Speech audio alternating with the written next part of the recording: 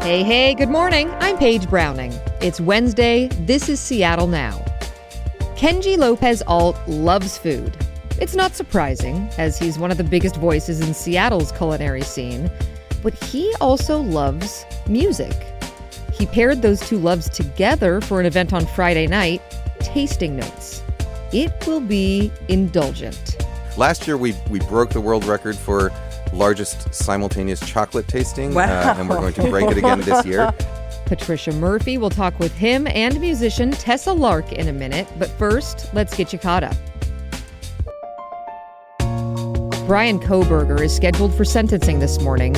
He's charged with murdering 4 University of Idaho students in 2022, and he pleaded guilty earlier this month.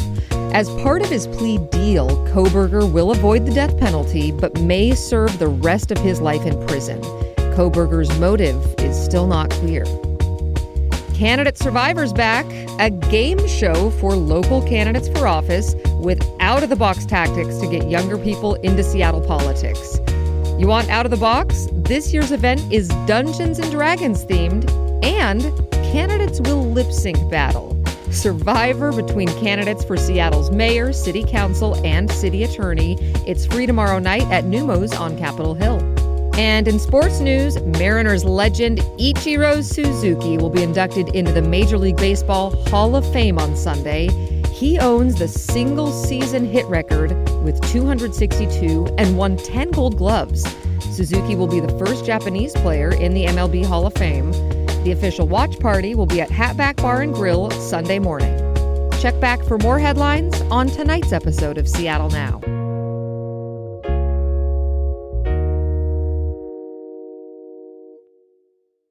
There's no shortage of food or music in Seattle. Today we're talking about a unique combination of both. For the second year, James Beard Award-winning chef Kenji Lopez-Alt partnered with Seattle Chamber Music Society to create Tasting Notes.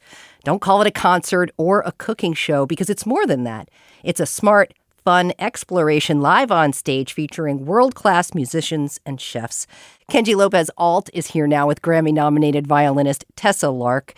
Thanks, you two, for being here. Really appreciate it. Thanks for having us. All right, well, this show explores parallels between food and music. Help listeners understand what you're going for here. Well, a lot of the idea is that, both music and food are both crafts and arts. They're things that require sort of practice and precision and things that you can practice and get better and better at.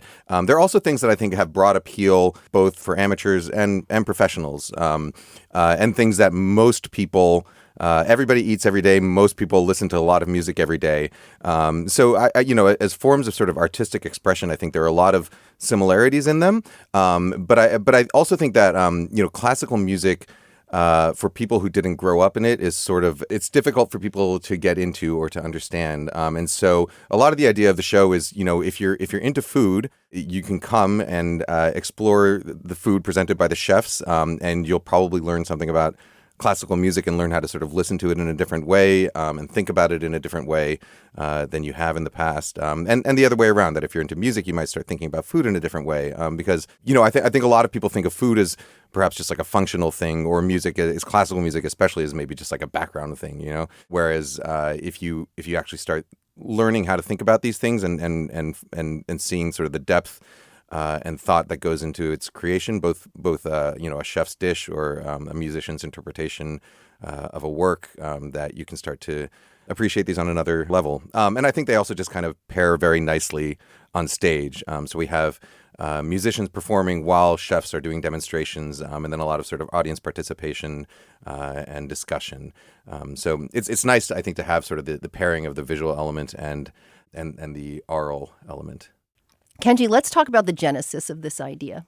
Yeah, well, initially, I grew up playing music, and so I have a lot of friends who became professional classical musicians. And so when I moved to Seattle, some friends of mine from the Seattle Chamber Music Society got in touch with me and asked if I'd want to come to some of their sight reading parties, their chamber music sight reading parties. And so I got connected with them through that. And then at some point last year, James Ennis reached out to me and asked if I would help do some promotion for the Chamber Music Society. And I said, well, instead, why don't we just do a show together? because as someone who in another life would have wanted to be a musician, I'm always trying to find ways to reincorporate music into my life, and so putting together a show with my two greatest passions, music and food, seemed like a fun idea, and that's how it started. So he and I started kind of batting ideas off each other, and it evolved into what we called tasting notes. I don't think a lot of people know you were a musician. Well, an amateur musician. No, he's really good. He's really good.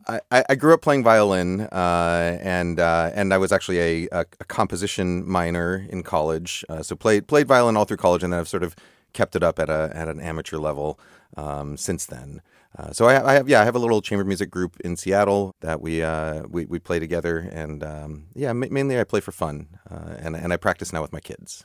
Tessa, how are you thinking about your role in this? I am just thrilled to be hanging out on the stage. I've been spending a lot of time with Kenji over the past year, and it's been really beautiful to have discussions about our creative process and how they, where they sort of combine. So I will be performing on this version of Tasting Notes.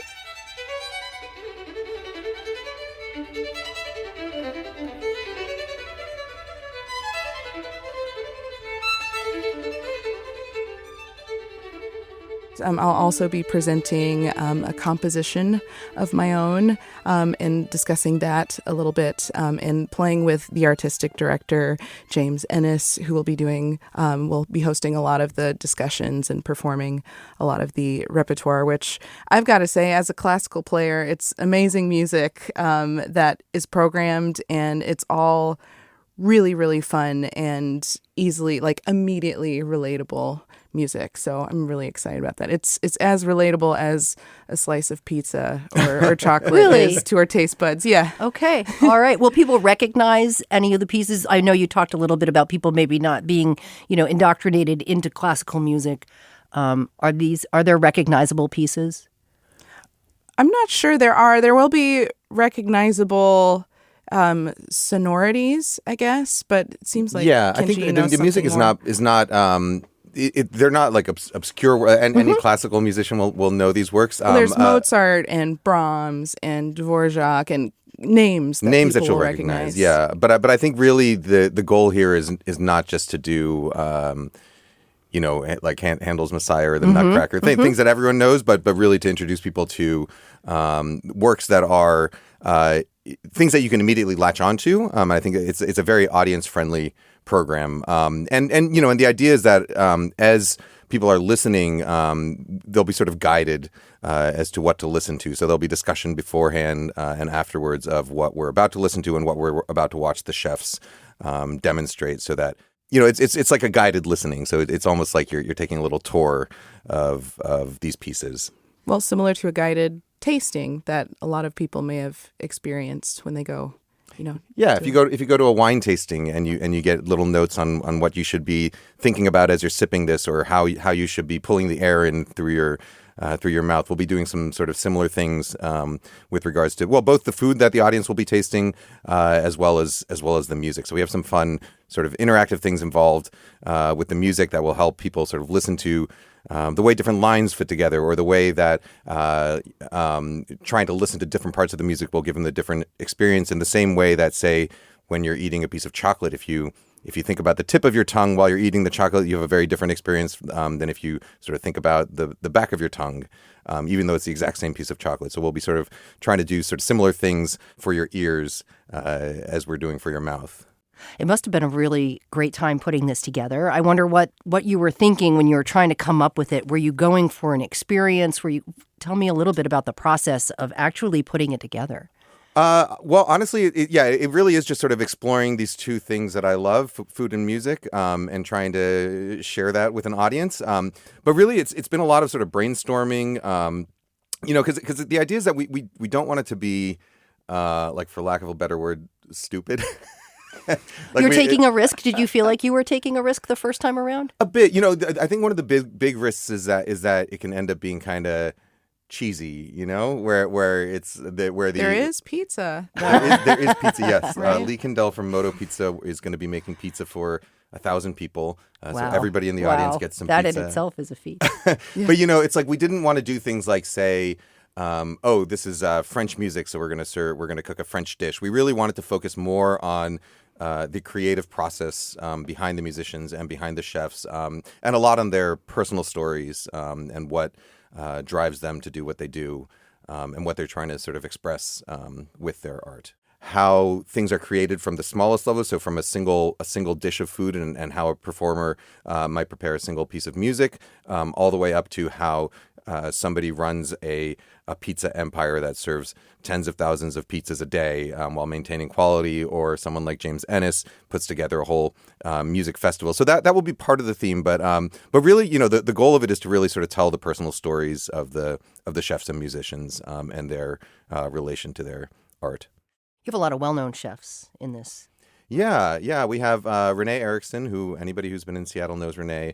Walrus and Carpenter, Westward, Boat Bar, Whale Winds, a bunch of excellent restaurants. And she's really sort of steeped in this Pacific Northwest culture, this seafood and the sort of the simplicity and the seasonality. So she'll be talking about her experience as a chef. We have Lee Kendall, who runs Moto Pizza, who has a very interesting story because he does not come from a cooking background. He comes from a tech background, which he's sort of incorporated into his business model now, which I think is really fascinating. So Moto Pizza, he'll be making pizza for everybody there. We have Kelly Van Arsdale, who runs a company called Spinnaker Chocolate, which I think makes the best chocolate anywhere. And I'm not just saying that because I'm from Seattle. I really think it's the best chocolate anywhere. And he has a really also a really unique story about how he founded the company and the way, the process by which they make their chocolates. And then we have Kevin Smith, who runs Beast and Cleaver, which is a butcher shop in Ballard. Also, I think one of the finest butcher shops in the country.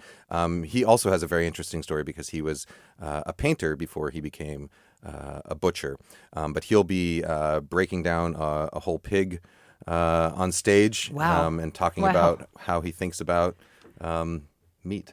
Talk about Meat a and anatomy. stage ham. Well, there's a lot of emotion in food and music. I wonder if audience members can expect that as well. Absolutely. I think one of the things that I find fascinating about both food and music are that they're these very expressive but also somewhat functional art forms, and that there's this connection between your ability to express something through those mediums that's very tied to to the craft of it. So one thing that I think about a lot with cooking and with music is that you could have the greatest, most interesting ideas in the world, but if you're not able to sort of get those out to share them, if you don't have sort of the technical skills to be able to translate what's in your head either into vibrations with your instrument or into flavors with your food, if you're not able to share them, then what's the point? And so that's part of it, is that we wanted to get really sort of world-class musicians and the best chefs in Seattle to talk about the ways in which they express themselves. Ultimately, what do you hope people take away from this performance? What do you want people to be thinking about on the way home?